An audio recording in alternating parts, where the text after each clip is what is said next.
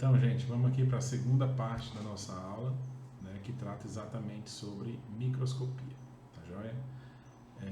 Então, vamos ver os tipos principais de microscopia durante a nossa aula, né, que vão se dividir em microscopia óptica. A gente tem campo claro, campo escuro, contraste de fase e a microscopia de fluorescência.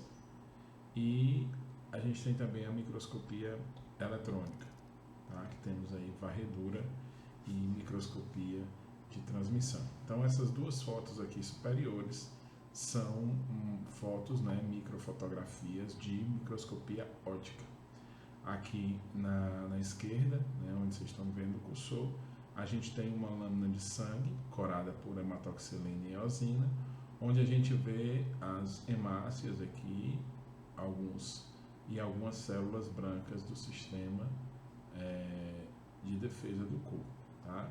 Então temos aqui dois tipos de células visualizados em microscopia óptica, tá? Aqui mais à direita do slide, na parte superior, a gente tem aqui uma microscopia que também é óptica, né? A microscopia de fluorescência, onde a gente tem o Trypanosoma cruzi, né? Em microscopia de fluorescência. Logo aqui embaixo, gente, a gente tem a microscopia eletrônica, que se divide em varredura, né? A gente tem aqui uma foto de varredura, de microscopia de varredura. Esse aqui é o bacteriófago T4, um vírus que infecta somente bactérias, né? E logo à direita a gente tem uma micrografia de microscopia de transmissão, né? Aqui a gente tem um macrófago, né? Uma célula do nosso sistema de defesa, mostrando aí vários grânulos internos, né? Observem que aqui a gente consegue visualizar estruturas subcelulares, né? Ou seja, os componentes das células, tá? E já na microscopia óptica a gente não tem todo esse aumento, tá? Então vamos conversar sobre cada uma dessas microscopias, falando para vocês os detalhes da metodologia envolvida em cada uma delas, tá bom? Então vamos lá. Começando pela microscopia óptica. Aí a gente mostra aqui para vocês o microscópio, né, com suas principais partes. Aqui nós temos as lentes oculares, né? Seguidas nós temos o canhão, essa parte aqui do microscópio. Temos o revólver, que é onde ficam localizadas as lentes objetivas. Temos aqui a mesa ou platina, né, que é exatamente onde você coloca a lâmina. Temos o condensador, né, que aí ajuda aí na concentração dos raios luminosos. E aqui temos dois parafusos de focalização. Esse menor aqui é chamado de parafuso micrométrico e esse parafuso aqui maior é chamado de parafuso macrométrico, tá? E aqui embaixo a gente tem a fonte de iluminação, a luz do microscópio, tá? Então, vamos estudar um pouco mais de detalhe. Aqui mostra o trajeto da luz no microscópio, né? E mostra aqui o olho humano, a ocular, né? Aqui a gente tem o objeto de estudo, né, que a gente chama aqui de espécime, e aqui a fonte de luz, tá? Então a luz vai bater nesse micro-organismo, bater nesse espécime que está aqui localizado, vai sofrer desvio, né, e vai entrar na lente objetiva. Da lente objetiva ela vai passar para a ocular e aí depois a imagem vai ser formada no olho, tá? As objetivas, gente, elas têm um aumento que variam ali entre 10 e 20 vezes, tá? Já as oculares, as objetivas, as oculares que variam de 10 a 20 vezes, tá? As objetivas é que variam mais, né? Você vai ter várias lentes objetivas que pode ser de 4 vezes, 10 vezes, 40, né? E até a maior, que normalmente é de 100 vezes. Tá? E o produto, né? O produto do aumento dessas duas lentes dá o aumento total, né? Então aí a gente tem o produto do aumento da ocular vezes o aumento da objetiva, e aí a gente tem exatamente o aumento total do espécime, tá? Um pouco mais detalhado aqui, mostrando algumas imagens de microscopia ótica. Tá? Aqui a gente vê uma microscopia, é uma micrografia de um micro-organismo chamado Legionella pneumófila. Tá? É um bacilo, né, gram-negativo, você vê que são bastonetes, né, que se coram aqui em vermelho, tá? Que também foi submetido à cloração de gram. E aqui também eu tenho cápsulas bacterianas, né? Essas partes aqui que vocês não veem, né, que está translúcida, são as cápsulas, tá? Então a cápsula é exatamente essas estruturas aqui que estão descoradas na figura. Você tem a bactéria aqui, é um exemplo de Klebsiella, a gente tem esses dois bacilos juntinhos e do lado nós temos aí a cápsula, tá? Um pouquinho a gente já falou da questão do aumento da microscopia, né, que é exatamente o produto do aumento da objetiva pelo aumento da ocular. Tá?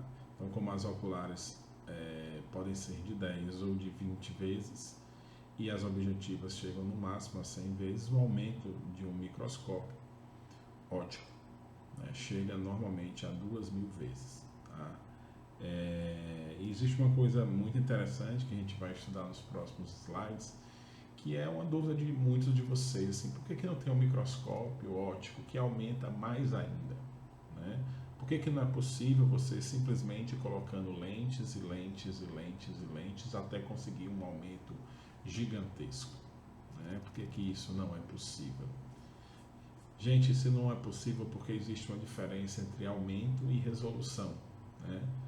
Aumento é exatamente isso, você cada vez mais colocar uma imagem maior do que aquilo que você colocou anteriormente. Aí você vai aumentando o aumento. Só que existe um negócio, gente, chamado de resolução. O que é isso? Resolução, gente, é a capacidade de a gente conseguir distinguir entre dois pontos que estão bem próximos, tá? Então, um limite de resolução baixo significa que você consegue definir dois pontos cada vez mais próximos, enquanto um limite de resolução alto é exatamente aquilo que você não consegue ver bem em grandes aumentos. Mas vamos conversar um pouco mais sobre isso.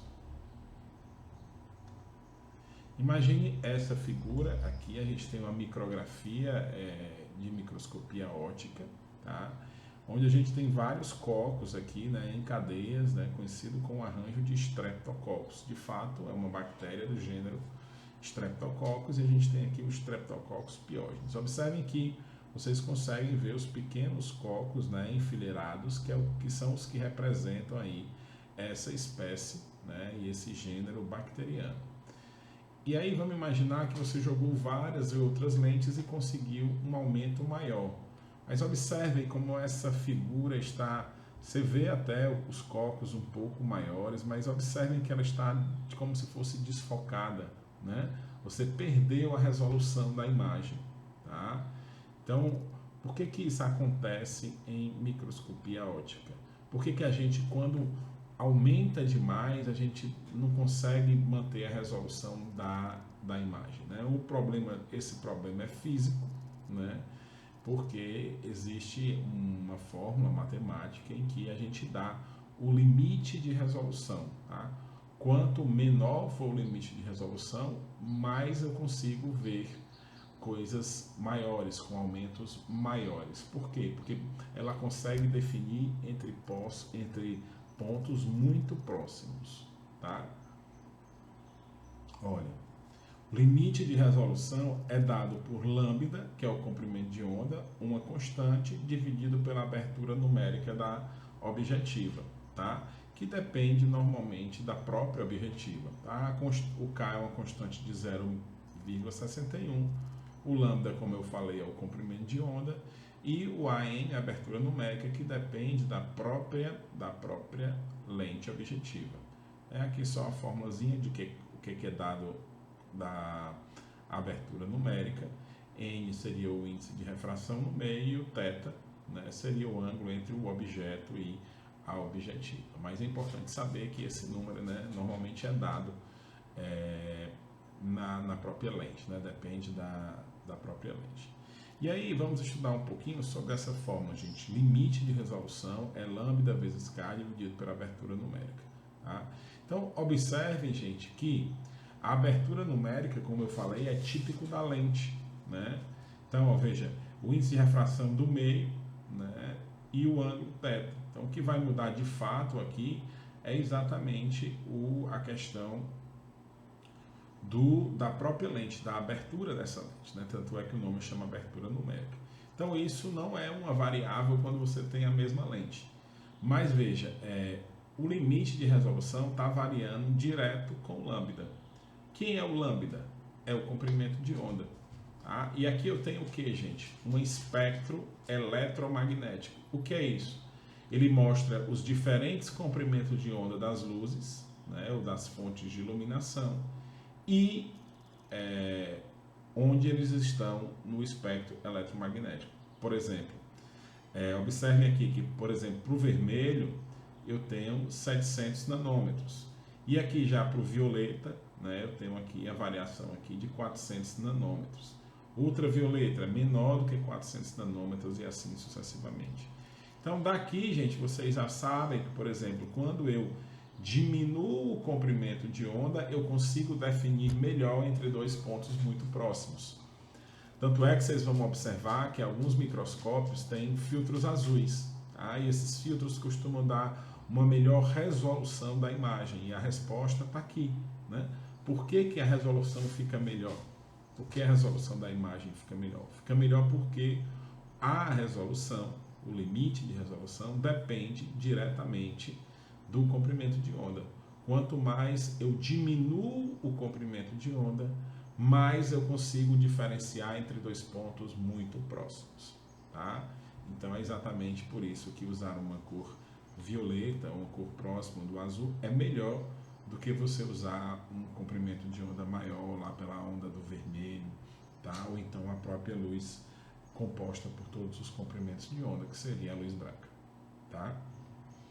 Outra coisa bastante interessante, gente, na utilização do microscópio, sobretudo em microbiologia, é que na microbiologia a gente sempre está usando a objetiva de imersão, né? Isso faz vocês lembrarem do óleo de imersão, né? Que é um óleo que é necessário para que a gente veja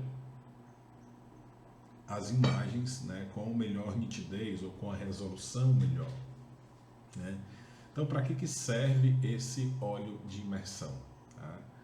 Então, veja, gente, antes de explicar para que a gente usa o óleo de imersão, eu quero lembrar para vocês alguns fenômenos que vocês já viram na vida acadêmica de vocês, sobretudo no ensino médio, né?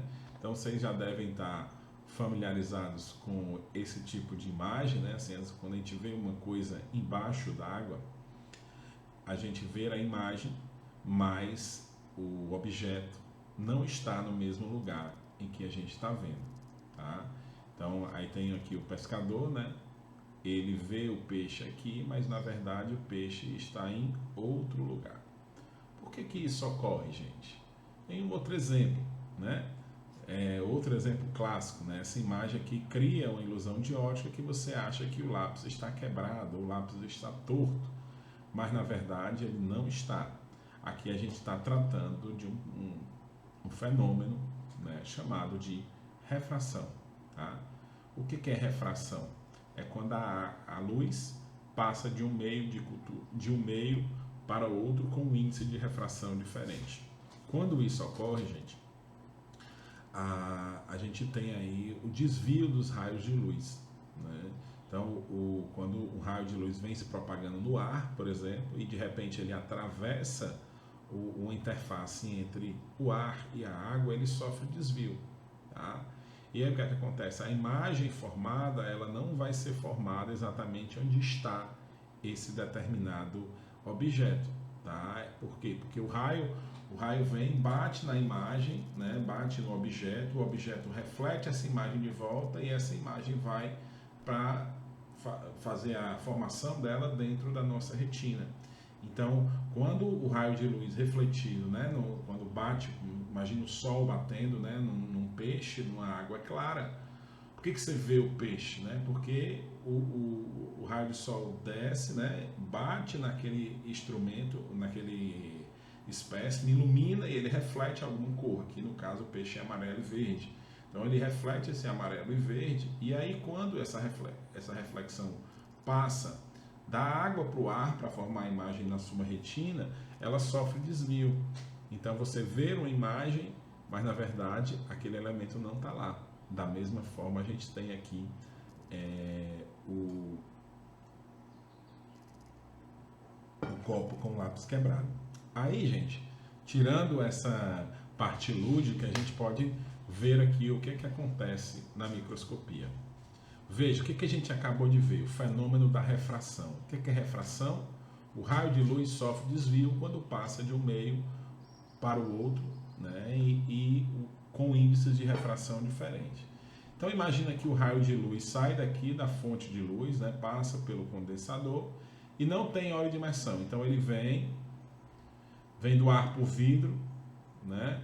Aí bate no ar de novo, bate numa espécie, depois vidro de novo. Então observe que quando você não coloca o óleo de imersão, o que é que vai acontecer? Esse raio que passou aqui, que bateu no vidro e passou dessa interface vidro-ar, ele sofre desvio. E aí o que é que acontece? Você perde esse raio de luz. Quando você perde o raio de luz, você perde a iluminação da amostra, você perde nitidez. Tá? Aqui eu estou representando um raio de luz, mas na verdade, quando a gente tem a formação da imagem, vamos ter vários feixes de luz, não é isso? Que aí alguns vão sofrer desvio se não tiver óleo de imersão e outros não.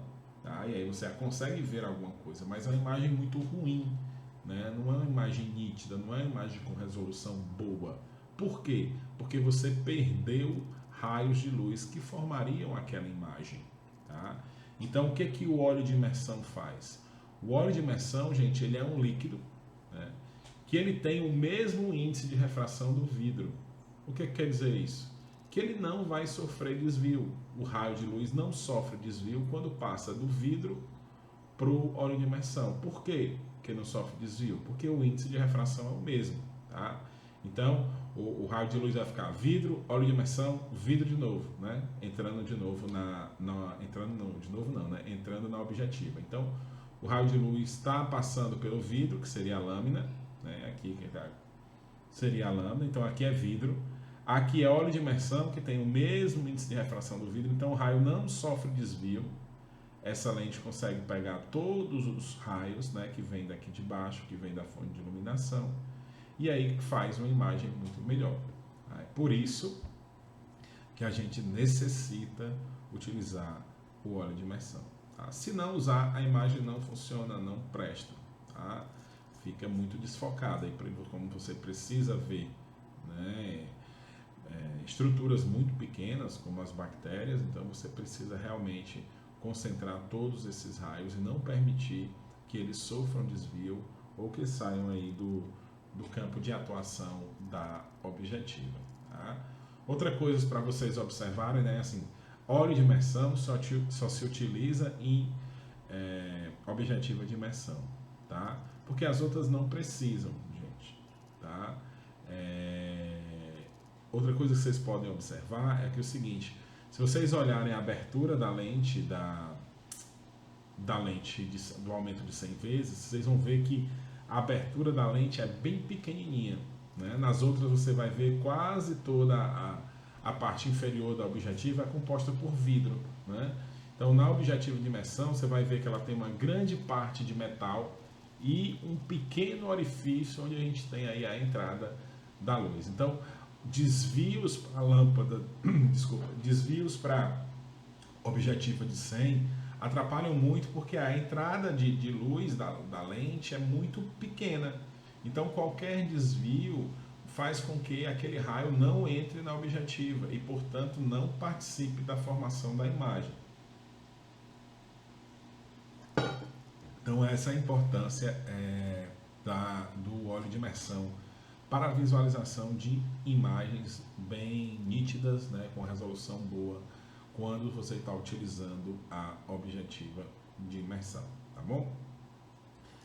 Gente, A gente falou um pouco aqui da microscopia óptica comum, mas existem também algumas estratégias para melhorar a resolução das imagens, né? Que é a utilização aí de outras microscopias, né? Que são óticas também, mas são algumas variações, que a gente tem aqui a microscopia de campo escuro, de contraste de fase e contraste por interferência diferencial.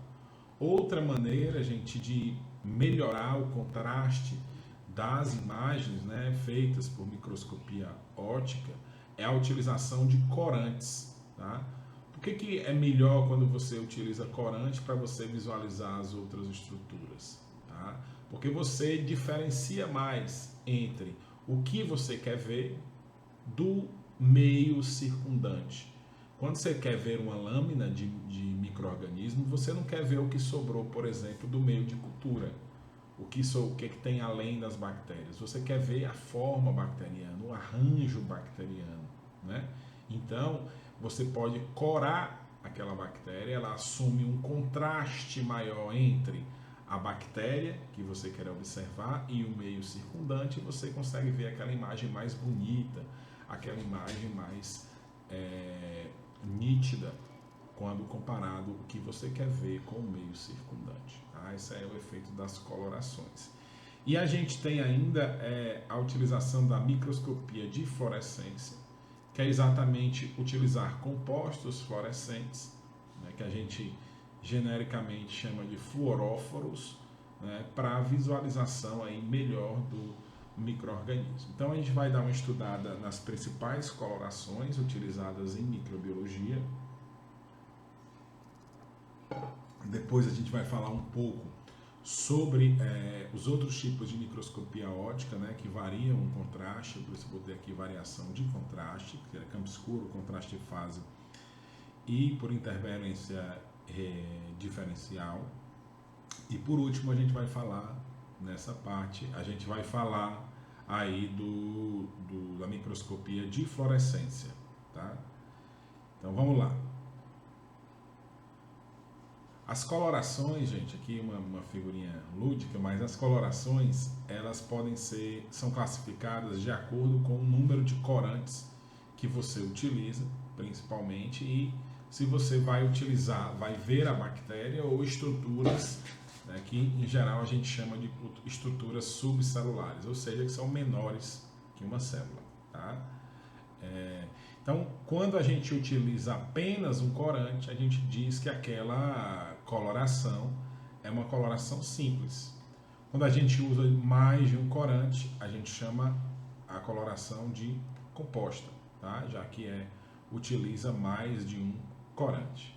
E a gente tem ainda as colorações especiais, que são aquelas que coram, né, que evidenciam estruturas bacterianas, como flagelos, como esporos, como cápsulas, que são estruturas subcelulares bacterianas.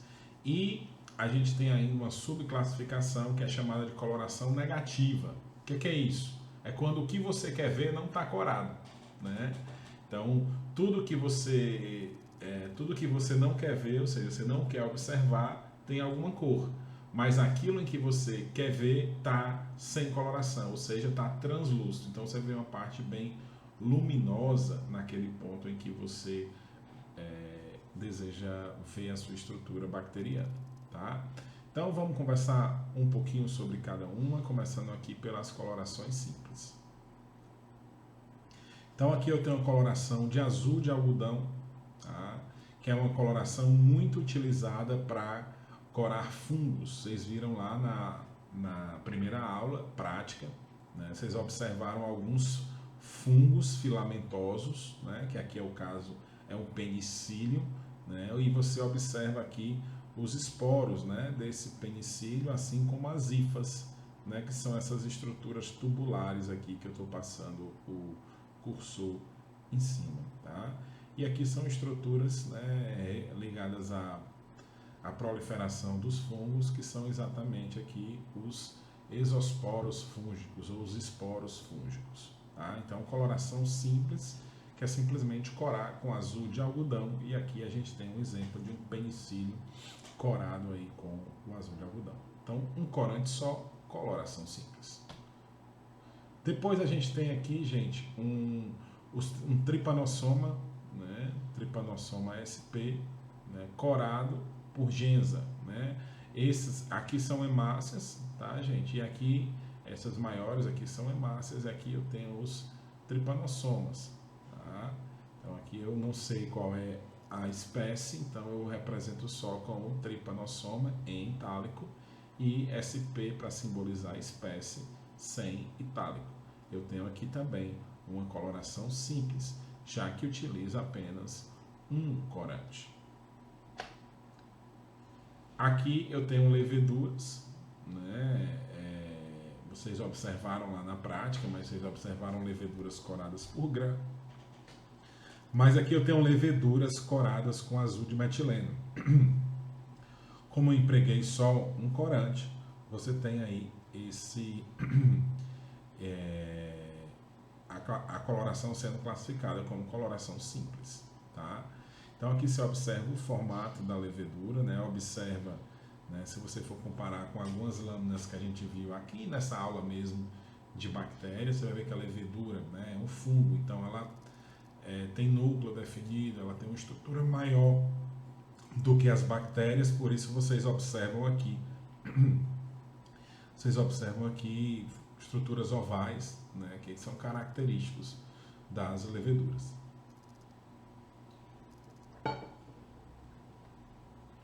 Dando prosseguimento, a gente vê as duas principais colorações da microbiologia. À esquerda, a gente tem aqui a coloração de grã e à direita, a coloração de Ziehl-Neelsen. Tá? Então, aqui na coloração de grã, a gente pode observar cocos, né, que são essas estruturas circulares, né, arranjados, gente, na grande maioria das vezes em cachos, né.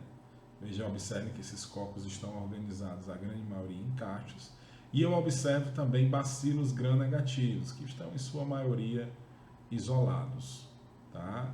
Então a coloração de grã permite a gente classificar micro-organismos em gram-positivos e gram-negativos. Isso tem várias implicações, né? Sobretudo na identificação do micro-organismo e também na escolha de fármacos, tá? Já que a gente vai ver que existe uma variação bioquímica entre micro-organismos gram-positivos e gram-negativos. Na verdade, a gente já falou na aula anterior da diferença nas paredes celulares entre bactérias gram-positivas e gram-negativas. Tá?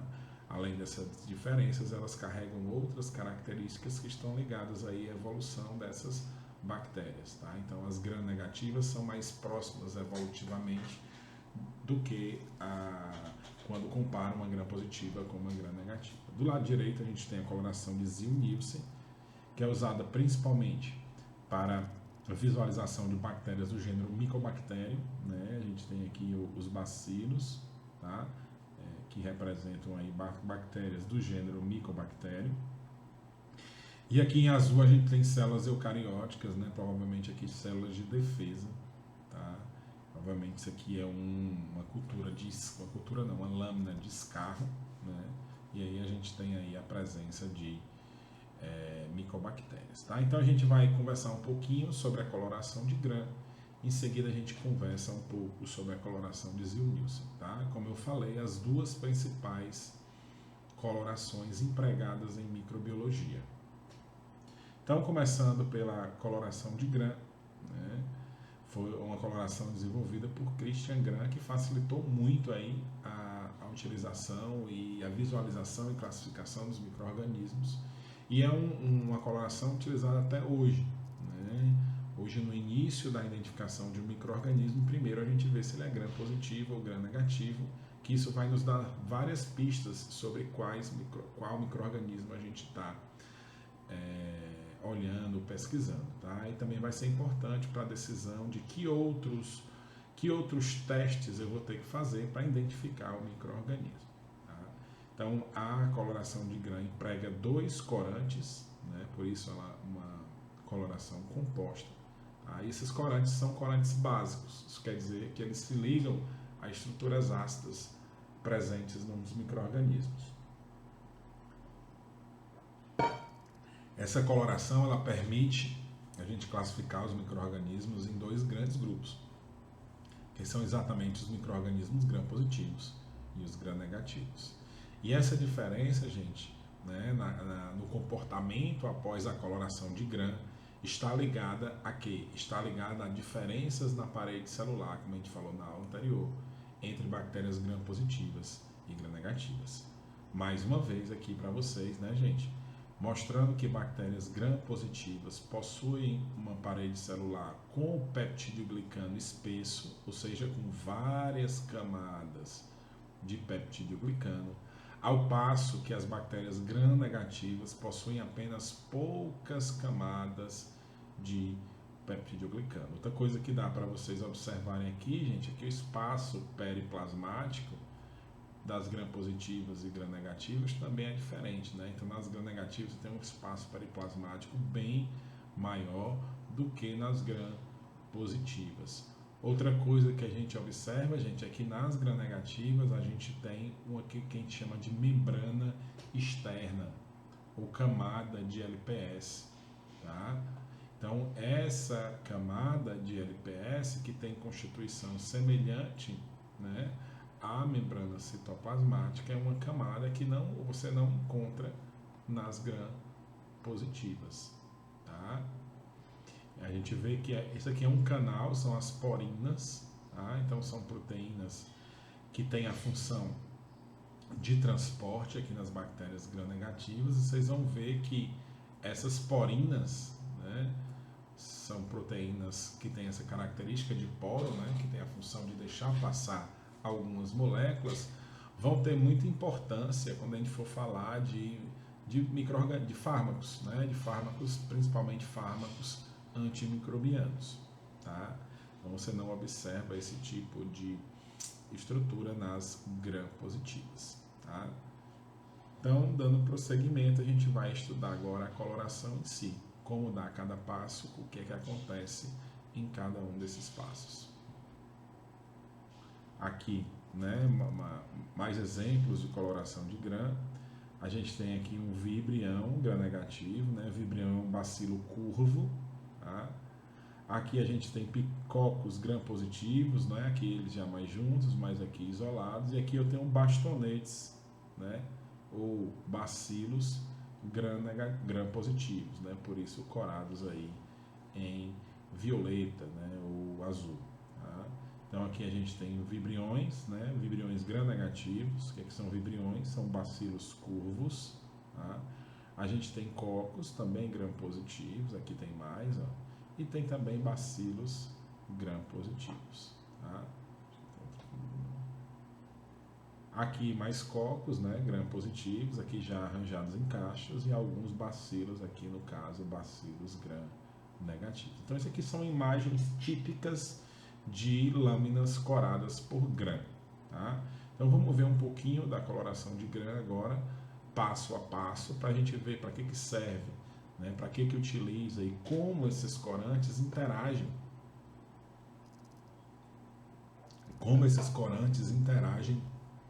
com os micro-organismos, né? Em cada passo, e por que realmente ao final da coloração de gram você tem micro-organismos corados em rosa ou micro-organismos corados em violeta, tá? Então vamos passo a passo na coloração de gram.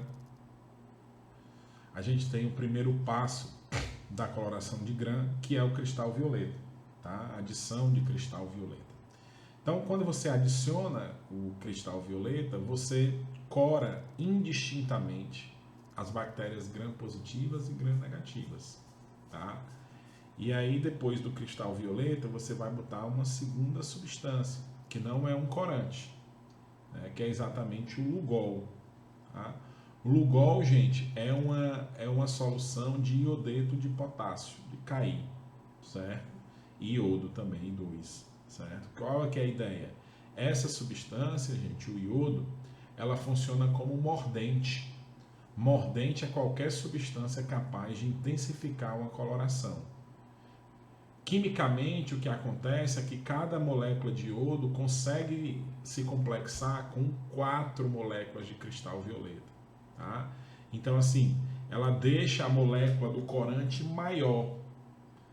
é como ela ficasse mais escura no popular, né? Porque fica mais junta. Você pega as moléculas que estão corando aquela estrutura e as aproxima, tá? E com isso ela fica mais um azul mais forte, tá? E outra coisa, dificulta a saída do corante. Por quê? Porque antes você tinha uma molécula de corante, uma molécula de cristal violeta que era X. Agora, com a adição do Lugol e principalmente do iodo, na verdade, agora a gente tem uma molécula que é 4x mais o iodo. Então tornou-se uma molécula bem maior, que tem mais dificuldade de sair no caso de uma descoloração. Tá? Então, depois da etapa do Lugol, a gente tem chamada etapa diferencial da coloração de grã, que é exatamente a utilização de um descorante. Tá? Esse descorante normalmente é constituído de álcool acetona. Então, no Lugol, a gente tinha tanto bactérias gram-positivas quanto gram-negativas coradas em violeta. No momento em que a gente aplica o descorante, né, a gente lava com descorante, você observa que as bactérias gram-positivas ainda retêm o corante, mas as gram-negativas, aqui representadas, né, em forma de bastonete, elas perdem essa coloração. E por que elas perdem essa coloração?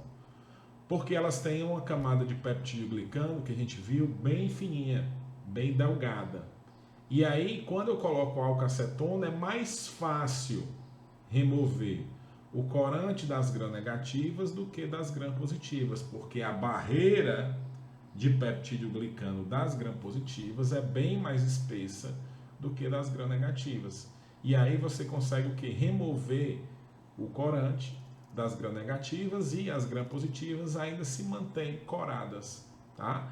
Então, assim, essa é a chamada etapa diferencial da coloração de grã, porque é aqui que eu consigo ver a diferença bioquímica da parede celular de gram-positivas e gram-negativas, tá? Por isso chamada etapa diferencial da coloração de grã. Retira corante das gram-positivas? Retira. Só que é muito menos do que a gram-negativa. Então, se por exemplo você passar o dia aqui colocando descorante, vai chegar o dia que você vai remover inclusive das bactérias gram-positivas. Tá? E aí sua coloração de grã não vai funcionar. Tá? Então, gente, terminada a etapa diferencial da coloração de grã, que foi exatamente aí a adição do álcool acetona, a gente coloca o contracorante ou corante secundário, tá? Que é a fucsina. Então, a fucsina, gente, ela vai fazer o quê? Ela vai corar quem não está corado. Tá? Aqui eu tenho bacilos gram-negativos, ó, foram corados pela fucsina. E já as outras, né, já eram coradas, então não adianta mais você adicionar corante, porque o corante do cristal violeta já está lá, complexado com um monte de iodo e não tem quem tire ele de lá. Tá? Então, a adição de fucsina aí vai corar apenas as bactérias que não estavam coradas. E aí você tem a finalização da coloração de grã, em que você vê bactérias gram-negativas coradas em rosa, e por outro lado você vê bactérias gram-positivas coradas em violeta. Tá? Gram-negativa rosa, gram-positiva violeta. Tá joia? Então essa foi a coloração de grã, talvez, com certeza, a coloração mais importante da microbiologia. E a gente tem ainda a coloração de Ziehl-Neelsen. Tá? Coloração de Ziehl-Neelsen, gente, é uma coloração específica para bactérias, né, que tem a presença de muito lipídio, né, na sua parede celular. Que lipídios são esses, gente? Principalmente os ácidos micólicos. Tá? São lipídios que aí acabam dando mais camadas, né? Tem peptidoglicano, né? Um pouquinho de peptidoglicano, mas o que se destaca é a presença desses lipídios, sobretudo lipídios também com glicídios, né? São chamados glicolipídios. Tá? Então essa parede celular, gente, das micobactérias, elas têm várias implicações até no crescimento dessa bactéria e também na permeabilidade dessas bactérias a agentes químicos, a antibióticos, a desinfetantes, né? E outros agentes utilizados no crescimento do controle microbiano. Tá? Então, é muito difícil transpor essa barreira, né? Para uma molécula, para ela atravessar essa barreira de ácido micólico, ela tem bastante dificuldade, né? Então, assim, é uma barreira que realmente acaba protegendo o micobactério. Então, a gente tem aqui o micobactério, a morfologia microscópica de um micobactério tuberculosis em uma lâmina corada por Ziel, né? Por Ziel-Nielsen. Aqui a gente tem bacilos, né? Aqui a gente não chama, a gente vai aprender que a gente não chama isso aqui de bacilo gram-negativo, né? Porque isso aqui não é coloração de gram. Então, a coloração de gram, sim, classifica as bactérias em gram-positivas e gram-negativas. Aqui, gente, a gente classifica os micro-organismos que se coram em vermelho ou rosa de bacilos álcool ácido resistentes, tá? Então, bactérias que na coloração de Ziel permanecem,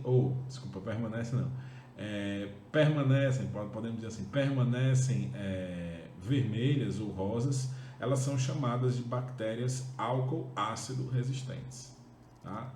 Então, bactérias álcool ácido resistentes são bactérias que resistem a um tratamento com álcool ácido, que a gente vai ver durante a metodologia do Ziel-Nielsen, tá? Aqui a gente tem um micobactério também tuberculosis, mas observando aqui a morfologia macroscópica. Então, isso aqui são colônias de micobactério tuberculosis que estão no meio Lowenstein-Janssen, que é o meio próprio para o crescimento de micobactérias, tá? Então, a gente tem aqui colônias características de micobactério tuberculosis, tá? Então, gente, aqui também a gente vai utilizar 2 corantes básicos, só que para vencer essa parede celular espessa, como eu falei para vocês, a gente vai utilizar 2 coisas. Uma é a temperatura e a outra é o fenol, tá?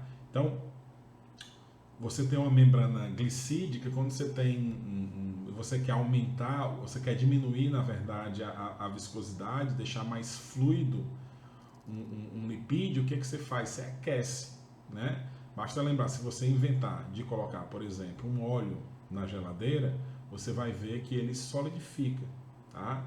Então, quando você quer que uma gordura derreta, aumente a sua fluidez, você esquenta a margarina ou a manteiga, por exemplo, tá sólida a temperatura ambiente. E você quer derreter, você faz o quê? Deixar ela fluida, você esquenta, tá? Então, o aumento da temperatura vai ajudar para que os corantes da coloração de Ziel entrem dentro da célula de micobactério e façam a sua coloração, tá? E o fenol vai ter um papel semelhante, né, de ajudar a entrada dos corantes. Lembrar que o fenol tem uma grande estrutura hidrofóbica, né? O que uma molécula de fenol é um anel benzênico com uma hidroxila, né? Então, na parte que a gente tem hidroxila, a gente tem uma porção hidrofílica, né? Ao passo que no resto da estrutura é uma estrutura hidrofóbica, que é exatamente a presença do anel benzênico, tá? Então, esses 2 fatores, a adição de fenol no primeiro corante e também ao aumento da temperatura, vai servir aí para a gente ter a coloração de Ziel-Nielsen funcionando. Então, como é que a gente faz uma lâmina de Ziel-Nielsen? Tá? Inicialmente, gente, a gente fixa o esfregaço, né? Isso também é feito na coloração de gram. Você fixa o esfregaço pelo calor, né? Como a gente fez lá na aula prática. Você coloca um pouco de água, a colônia, e fixa normalmente no fogo, até que todo o micro-organismo realmente adira aí à lâmina, tá? Depois, gente, a gente vai usar um negócio chamado de fucsina fenicada. O que é fucsina fenicada? É o corante fucsina, né, que tem a coloração rosa com fenol, tá? E aí você vai cobrir toda essa lâmina com a fucsina fenicada e aquecer, tá aqui a chama, mostrando que aqui você está aquecendo a lâmina, e aí vai fazer com que o quê? Essa fucsina entre dentro da célula bacteriana, tá? Então, aí eu tenho 2 fatores, para ajudar a entrada de corante na bactéria, no micobactério. Eu tenho um calor que fluidifica a membrana, E eu tenho ainda o fenol, que ajuda aí como solvente para a entrada aí desse corante dentro da célula. Então, sem essas duas estratégias, não é possível corar as células de micobactério. Por quê? Porque a membrana da micobactéria, a gente já viu na imagem anterior, é uma membrana bastante séria, bastante rica em gorduras, em lipídios, né? Principalmente glicolipídios. E se você não desestabiliza essa membrana, seja pelo calor, seja pela adição de fenol, aqui a gente usa as duas coisas, você não consegue com que esse corante entre, tá? Então você faz essa fluidificação da membrana e o corante entra.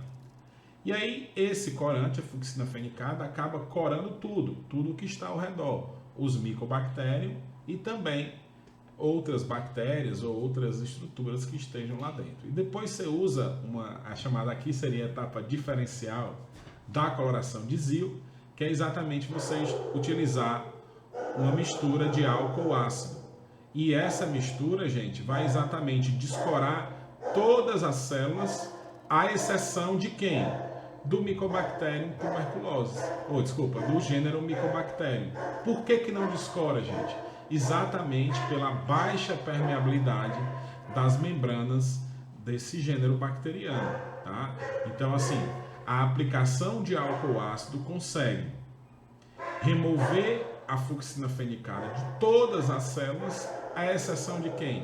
Das bactérias do gênero Mycobacterium, né? Eu falo normalmente só Mycobacterium, mas outras bactérias, as nocardias, também são coradas por coloração de ZIL-Nielsen, tá? Então, gente, nesse momento que eu usei o álcool ácido, o que foi que eu fiz? O Mycobacterium permanece corado em rosa e as outras bactérias agora elas estão descoradas, sem nenhuma cor, tá? E aí o que é que eu faço, gente? Eu adiciono um contracorante, eu adiciono um corante secundário, que no caso dessa coloração é o azul de metileno. O que é que o azul de metileno vai fazer? Corar todo mundo que não está corado, tá? Então vai corar outras bactérias, se tiverem, que não forem micobactérias, outras células, né, células eucarióticas, se estiverem lá presentes. E aí todas essas células que não são micobactérias vão estar coradas em azul, tá? Então, gente, vocês viram no slide anterior que a gente pode chamar as micobactérias de bactérias álcool ácido resistentes. Por que elas recebem essa classificação? Elas recebem essa classificação porque elas conseguem manter o corante, né, a fucsina fenicada, mesmo que você lave com álcool ácido. Por isso, bactérias álcool ácido resistentes. E as outras bactérias não conseguem. E as outras células eucarióticas não conseguem. Então, elas não são bactérias álcool ácido resistentes. Essa é uma característica de bactérias do gênero Mycobacterium e do gênero Nocardia, tá? Então, deixa eu ver se eu tenho, só voltar aqui na figura, para mostrar a vocês, bacilos álcool ácido resistentes. Por quê? Porque eles conseguem manter o corante, fucsina fenicada, mesmo após a utilização de uma mistura de álcool ácido. Essa mistura de álcool ácido, gente, ela remove o corante de todo mundo, menos de bactérias do gênero Mycobacterium, tá? E aí o que acontece? Essas bactérias do gênero Mycobacterium, elas permanecem rosa e as outras recebem a coloração ou coram-se por azul a partir da adição do azul de metileno, tá? Então você tem aqui tudo que é azul não é Mycobacterium, mas esses bacilos aqui, cuidado para não chamar eles de gram-negativos, né? São bacilos álcool ácido resistentes, ou seja, bactérias em forma de bastão que conseguem suportar a lavagem com álcool ácido sem perder sua coloração rosa, tá? Então vamos prosseguir aqui na nossa aula, agora vendo as colorações especiais, tá? Então aqui eu tenho a coloração de cápsula bacteriana, né? Aqui eu só é uma coloração composta que acaba utilizando dois corantes, tá? Mas a gente tem aqui, gente, Eu já mostrei essa figura no início da aula, mas essa parte que está mais translúcida, né? Ou seja, que está deixando a luz passar, são cápsulas bacterianas. A gente vai estudar, vai ter uma aula de subestruturas celulares, né? Que a gente vai ver junto com fatores de virulência. E aí vocês vão ver que a cápsula ela é constituída principalmente de polissacarídeos. Você tem aqui o micro-organismo, onde eu estou aqui com a setinha, né? Com o cursor. E aí ao redor você tem a formação da cápsula, né? Você tem a cápsula bacteriana, tá joia? Então essa aqui é uma coloração especial, por quê? Porque é uma coloração de estruturas bacterianas. Aqui eu tenho outra coloração que também é especial, por quê? Porque ela evidencia os flagelos, né? Flagelos são estruturas microbianas utilizadas para locomoção, tá? Então você vê aqui a presença de flagelos em um bastão, em um bastonete, em um bacilo, tá joia? Aqui do lado, gente, eu tenho uma coloração de endosporos, tá? Endosporos são estruturas de resistência microbiana, de resistência bacteriana, tá? Então, enquanto a célula vegetativa é exatamente esse bastonete que vocês estão vendo, essa estrutura que normalmente está no interior do bastonete, aqui ó, em verde, são os esporos, tá? Esporos bacterianos. Está aqui um sozinho, está aqui um dentro da célula, mais outro sozinho e algumas células que não têm aí essa estrutura de esporo, tá? Então, o esporo é uma estrutura de resistência bacteriana, normalmente é chamada de endosporo, para diferenciar entre os esporos fúngicos, que são exosporos, né?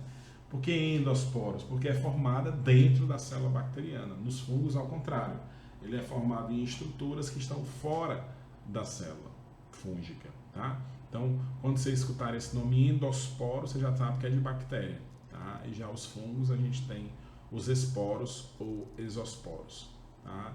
Então, colorações especiais, né, de cápsula bacteriana, de flagelos e de endosporos.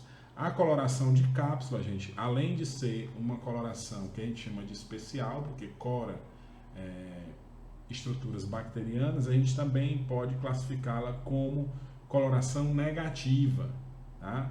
Por quê? Porque essa coloração aqui é feita para a gente identificar, para a gente ver as cápsulas.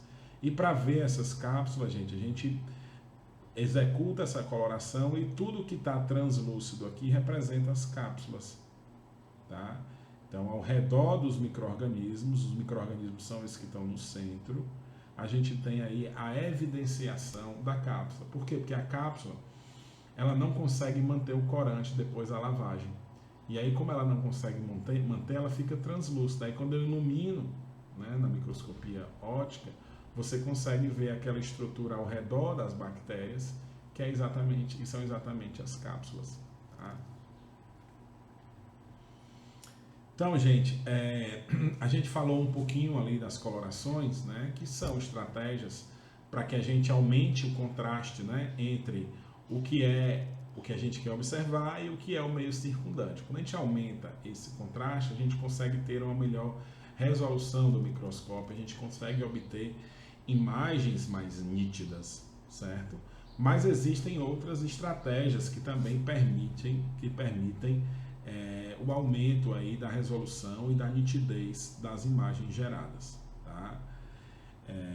O que a gente acabou de estudar, gente, junto com a coloração de junto com as colorações de forma geral, foi a microscopia de campo claro, que é exatamente essa aqui. Então aqui eu tenho o mesmo micro-organismo visualizado em técnicas de observação diferentes. O campo claro, né, que foi o mesmo que a gente observou junto com as colorações, né? Então você tem a fonte de luz, essa fonte de luz ela bate no espécime, né? Ela bate no objeto que você está visualizando, né? Sofre algum desvio, mas entra na lâmpada, na objetiva, e aí depois ela passa o raio pelo ocular e você observa, tá?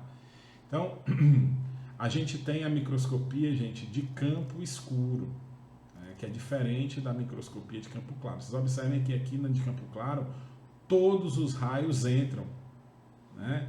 O desvio que o raio sofre é quando ele bate na imagem.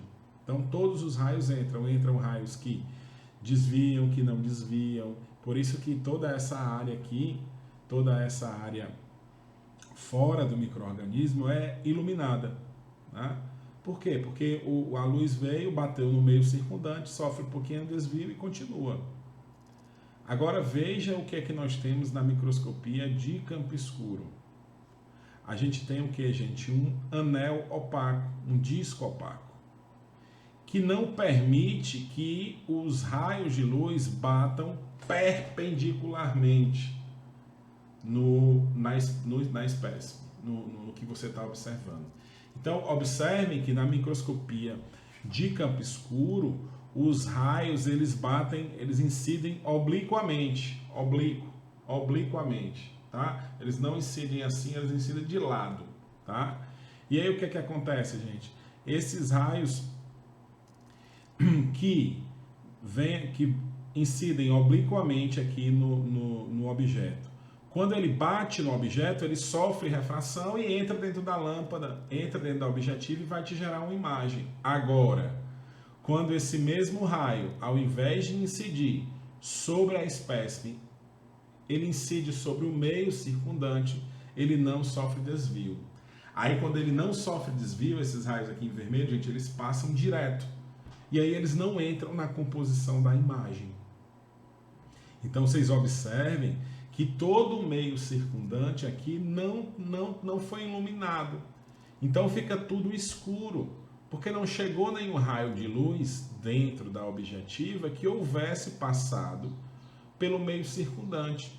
Apenas os raios de luz que incidiram direto na amostra, eles sofreram desvio e entraram na formação da imagem. Então, no campo escuro eu gero esse contraste e faz com que eu observe melhor o micro-organismo, tá? E aí o que é que isso tem de importante, gente? Como aumenta aí a resolução, essas técnicas você não precisa utilizar corantes. Utilizando essa técnica você consegue ver micro-organismos vivos, tá? Porque normalmente quando você faz uma estratégia de coloração, você mata um micro-organismo, né? Na hora que você fixa na chama, que vocês viram lá na aula prática, você mata um micro-organismo. E aqui não. Dá para ver o micro-organismo vivo, o micro-organismo se locomover, se mexendo, né? Então, é uma microscopia que, devido à técnica empregada, resulta, né, em imagens de melhor qualidade. O que eu quero dizer com melhor qualidade? Que você consegue ver melhor o micro-organismo, tá? Gente, a gente tem ainda a microscopia de contraste de fase, tá? Nessa microscopia, gente, os raios, né, que bateriam exatamente frontalmente, ou seja, perpendicularmente à amostra, eles também não chegam, porque você tem um diafragma anular, certo? Que canaliza esses raios para baterem obliquamente aí obliquamente na espécime, tá? Qual que é a diferença, gente, entre a microscopia de contraste de fase e do campo escuro? É porque nessa microscopia, gente, a gente tem que vários raios vão chegar. A gente vai ter uma placa de difração lá em cima que vai fazer com que a gente tenha a sobreposição de imagens geradas, né, por vários raios de luz diferentes, tá?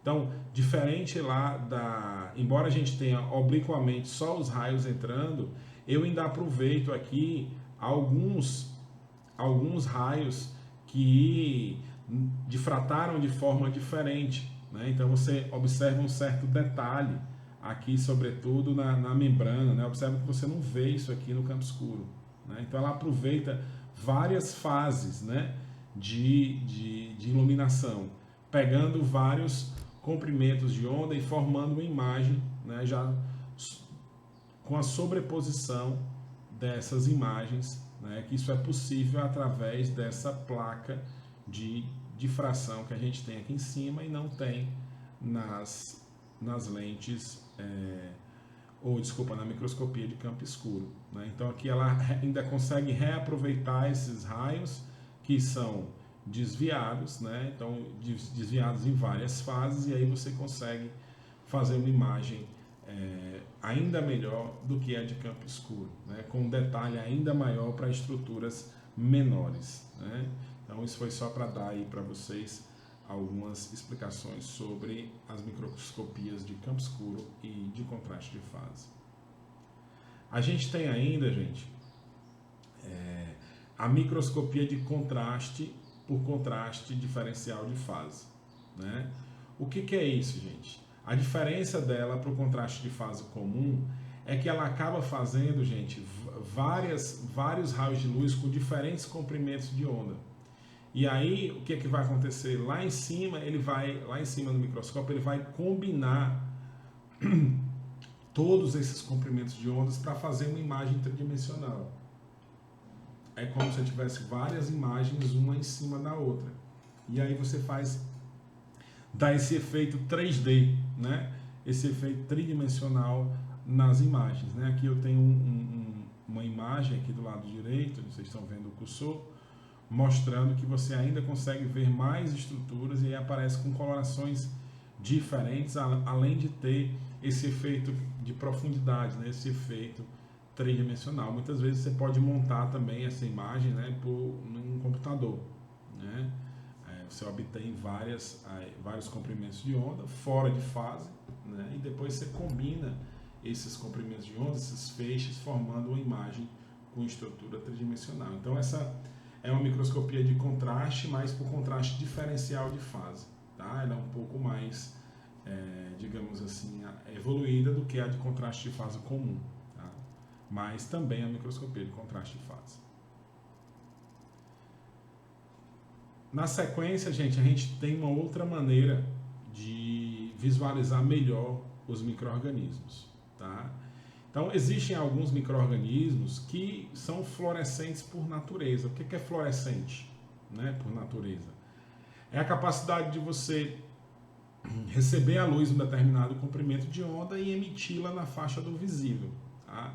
Então, alguns indivíduos, né, algumas espécies, elas já produzem essas substâncias capazes de se energizar por luzes invisíveis, né, comprimento de onda abaixo do visível, né, ultravioleta e assim vai. E aí elas absorvem energia e depois, na hora de emitir, elas emitem, né, em outro comprimento de onda, e esse comprimento de onda pode ser visível e aí você vê aquele negócio brilhando, tá? Por outro lado, gente, existe a imunofluorescência, que é quando você... Imuno vem de quê? Imunologia, né? Aí você lembra logo de quê? De anticorpos. É quando normalmente você associa anticorpos ou antígenos a compostos fluorescentes. E aí, de maneira que você consegue visualizar, melhorar a especificidade dos seus testes, né? E visualizar melhor, já que você atribui aí uma cor a esse micro-organismo, desde que ele tenha realmente aí a presença dos antígenos ou dos anticorpos em sua estrutura, tá? Então aqui embaixo a gente tem Trypanosoma cruzi, né, em microscopia de fluorescência, mostrando a sua estrutura. Aqui a gente tem diferentes algas fluorescentes, tá? Mostrando também, aqui a gente tem a síntese desse composto fluorescente pela própria alga. Ela é naturalmente fluorescente, então quando você coloca excita aquela substância que normalmente a gente chama de fluoróforo, ele absorve energia e emite na faixa do visível. Aqui a gente tem o treponema pálido, gente, que é o agente causador da sífilis, né? E que foi submetido aqui a uma microscopia de fluorescência. E você vê aqui a estrutura meio curva, né? A estrutura de espiroqueta, que são bacilos bem curvos, que é típico dessa bactéria, tá?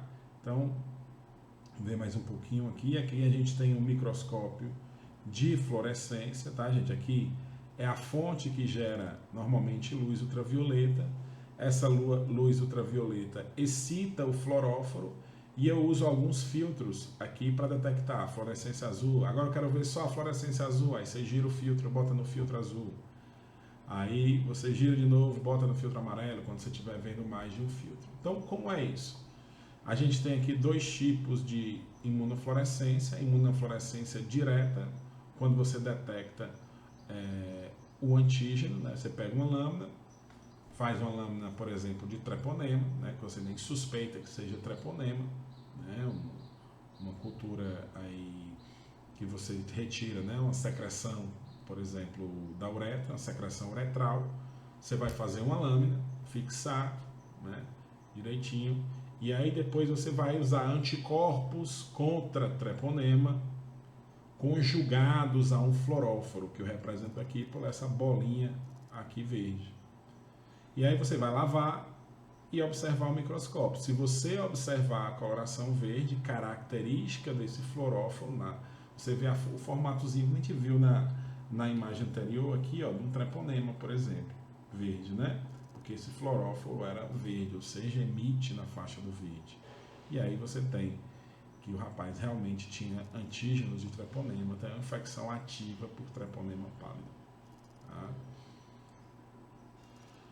Você pode detectar também antígenos e anticorpos, né, diferentes, né, em diferentes ensaios. Você pode utilizar, por exemplo, comprar o antígeno, e aí você coloca o soro do paciente, aqui representado em amarelo, e depois você coloca o fluoróforo. Tá? Você pode também comprar uma lâminazinha com antígeno, né? Comprar uma lâmina já com antígeno impregnado, e aí você coloca os anticorpos do paciente e depois anticorpos secundários específicos para anticorpos, para a fração FC, né, dos anticorpos, conjugados aqui a um fluoróforo, e você observa. Tá? Então, detecção de antígenos, tá? É utilizado bastante, gente, para micro-organismos de difícil visualização, né? Ou então micro-organismo onde a forma ajuda muito, né? No caso do T-Cruzi, por exemplo, quando a forma ajuda muito na identificação.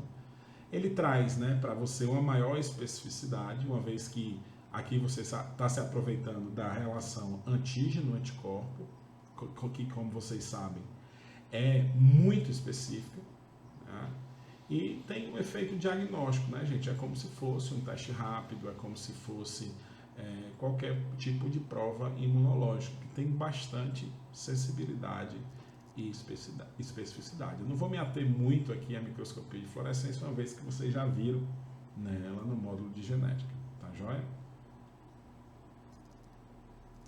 Então, gente, veja, lá na primeira aula a gente começou com essa figurinha, mostrando onde a microbiologia ia atuar.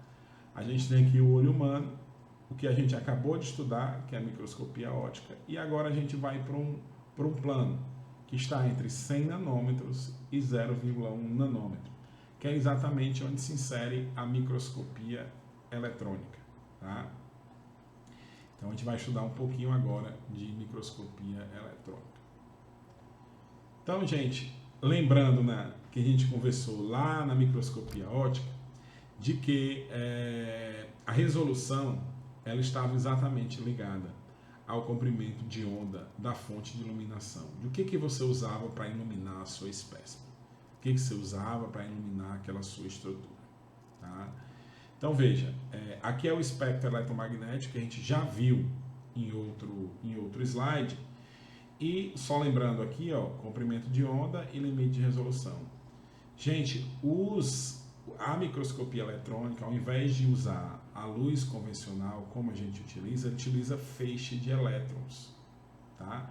Que tem um comprimento de onda, gente, muito mais baixo aqui do que o comprimento de onda visível ou do ultravioleta. Como ele tem um comprimento de onda muito menor, gente, diminui, na verdade, o limite de resolução, ou seja, eu consigo pegar estruturas que estão infinitamente muito próximas, tá? Então, uma maneira de resolver o problema lá da microscopia óptica, ou seja, de conseguir mais aumento, mais e mais e mais aumento, é o quê? Mudar a fonte de iluminação. Qual é a fonte de iluminação que eu vou usar na microscopia eletrônica? O feixe de elétrons, tá? Feixes de elétrons. Então, comprimento de onda reduzido, logo eu vou conseguir formar imagens com com grande aumento e com excelente definição, com excelente resolução, tá? Por quê? Por causa da fonte de iluminação, tá? Então, quando a gente compara, né, a microscopia óptica com a eletrônica, a gente já falou dos feixes de elétrons, que é a fonte de iluminação da microscopia eletrônica. As imagens, gente, diferente do que a gente vê na microscopia óptica, né, ou na grande maioria das técnicas, eu não apresentei todas de microscopia óptica, tá, gente? Vocês conseguem encontrar mais coisas nos livros de microbiologia. Eu falei só das principais, tá? Mas na microscopia óptica, na grande maioria das técnicas, você observa a imagem no próprio microscópio, né? E já, gente, na microscopia eletrônica, a imagem é formada em computador. A imagem é montada por softwares, tá? E pode ser colorida artificialmente, né? A gente já estudou no slide anterior de por que essa resolução seria melhor, né? Exatamente por causa da fonte de iluminação. E aqui na microscopia eletrônica, gente, eu consigo, com uma boa resolução, aumentos de até 100 mil vezes, tá? E as duas principais técnicas que a gente vai estudar hoje, né, as duas técnicas que a gente vai estudar, na verdade, que são as principais técnicas de microscopia eletrônica, são exatamente a técnica de transmissão, microscopia eletrônica de transmissão, ou MET, ou MEV, microscopia eletrônica de varredura, tá? Então vamos dar uma olhadinha em cada uma delas. Então, gente, na microscopia eletrônica de transmissão, gente, o que a gente tem? Como o próprio nome sugere, a gente tem que os feixes de elétrons são transmitidos por dentro das estruturas que eu quero observar, tá? Então, para as duas microscopias, gente, vale o que eu falei nas diferenças entre microscopia óptica e eletrônica. A resolução é maior, o comprimento do iodo é menor, tá? Exige, tá, uma etapa de preparação, gente, com metais pesados, né? Como por exemplo o ósmio, né? Para quê, gente? Para aumentar aí os desvios dos feixes de elétrons. Esses metais pesados eles são inseridos dentro dos espécimes, sabe? E aí eles que vão dar o desvio dos feixes de elétrons para contribuir aí também com a melhor visualização, tá? Como eu falei, gente, a natureza da imagem, né, a gente faz uma imagem no computador, tá? Porque a gente é possível, na verdade, né, sobrescrever ou colocar uma imagem sobre a outra para conseguir uma imagem que melhor reflita aí a observação desses organismos ou dessas estruturas, já que agora a gente trata de uma microscopia com mais elétrons, com resolução maior. Então, microscopia de transmissão, gente, a gente tem o quê? A gente tem os feixes de elétrons vão atravessar o espécime, né? Tá aqui o material biológico, ó. Os feixes de elétrons atravessam e a imagem é formada aqui nessa tela, tá? Então, você tem aí, eles são permeados por esses feixes de elétrons e aqui você detecta esses feixes de elétrons e aí tem a observação da imagem. Lembrar-se que a gente precisa utilizar esses metais pesados, principalmente o ósmio, né? E o ósmio vai exatamente servir aí para melhorar ainda mais essa definição, já que ele acaba ajudando aí, porque ele vai se moldar junto à estrutura que você está querendo observar, tá? Então a imagem é formada aqui embaixo. O interessante dessa técnica, gente, é que você consegue ver estruturas internas pela própria característica da microscopia. Ele o feixe de elétron atravessa, então ele vê passando por dentro, né, como você mergulhasse naquela imagem. Então você vê ela todinha, né? Você consegue atravessar aquela imagem. Então você vê as estruturas internas da estrutura, que no caso aqui é uma mitocôndria, tá? Então você consegue ter essa característica de imagem, tá? E como eu já falei, na verdade essas imagens acabam sendo construídas, né, em computador, porque você tem mais ferramentas, né, para mudar a cor, alterar contraste. Então, assim, essa microscopia também tem um bom trabalho, não só na preparação do material, na obtenção das imagens, mas também depois no pós-tratamento, no tratamento das imagens que vocês vão conseguir. Tá? Já comentei isso com vocês, né? Embora seja bem legal, né? Microscopia eletrônica aumenta bem mais que a ótica, tá? Mas a utilização de microscopia eletrônica para diagnóstico ela é muito restrita. Tá? Normalmente a microscopia eletrônica está restrita às atividades de pesquisa. Tá? E aí vocês não vão ver a utilização desses instrumentos em laboratórios de diagnóstico. Né? Quando vocês forem, por exemplo, trabalhar com análises clínicas, certamente não terá nenhum microscópio eletrônico lá para ajudar vocês no diagnóstico de doenças. Para isso, nós usamos o microscópio óptico, né, e as técnicas envolvendo aí a microscopia de luz comum, né, ou de luz ultravioleta, né, mas sem mexer com microscopia eletrônica. Tá? Continuando, nós temos a microscopia eletrônica de varredura. Né? Microscopia eletrônica de varredura, gente, como o próprio nome sugere, ela varre, né, a imagem. Enquanto a outra transmitia ao longo da imagem, essa varre a imagem. Ou seja, você consegue observar a superfície da estrutura e não as estruturas internas, como você consegue ver, né, na microscopia de transmissão. Tá? De novo, a fonte de radiação são feixes de elétrons. Para a preparação de amostra, a gente usa uma nanocamada de ouro que vai impedir exatamente que os raios passem, né? E a imagem acaba sendo formada pela reflexão desses raios. Aí ele bate e volta, bate e volta, bate e volta, e eu tenho aqui um detector. Lá na microscopia de transmissão, a amostra, os feixes de elétrons passavam dentro da amostra e eu recebia eles, né, em diferentes velocidades e direções, e lá embaixo eu captava e formava a imagem. Aqui não, gente, você tem os elétrons batem nas micropartículas de ouro que estão protegendo essa espécie, bate, volta, bate, volta, bate, volta, e eu vou pegando aqui a imagem, e eu vou pegando aqui a imagem num detector, certo? Então é uma imagem que a gente acaba observando a superfície, né, desses micro-organismos. Eu não tenho uma visão das estruturas externas. Tá? Então aqui eu tenho mais uma figurinha só mostrando os dois. Ó. Aqui uma microscopia de transmissão. Por quê? Porque você consegue ver, ó, as estruturas internas. E aqui eu tenho uma microscopia de varredura. Né? Eu vejo aqui